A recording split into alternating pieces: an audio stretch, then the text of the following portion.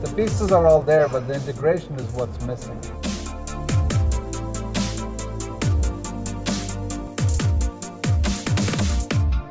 For IMTS TV, I'm Russ Waddell here in Knoxville, Tennessee with Professor Sanjay Joshi from Penn State University.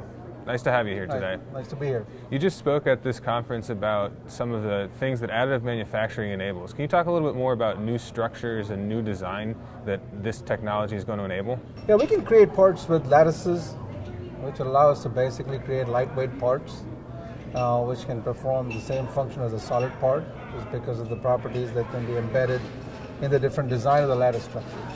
So that's, when you spoke to the audience, a lot of that was about conceptually designing those types of structures, but you also mentioned some obstacles to bringing those to reality. What are some of those obstacles? The part of the problems with lattice structures right now, they're not truly integrated. The generation of lattice structures is not truly integrated with some of the CAD software and the workflow that typically people would use to go from a design part all the way to a manufactured part.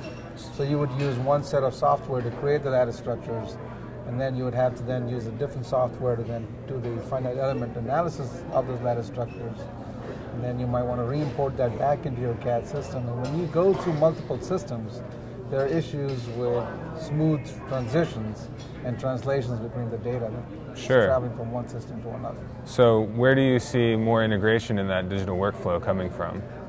It's going to come mostly from the CAD vendors and people who are supplying the computational software to do additive manufacturing. Can you make any guess as to what kind of timeline we're looking at before that stuff hits the market? The individual pieces are already there, right? I can go right now and get software that will do finite element. I can go and get software that will do lattice structures. I can go and get software that will do solid modeling.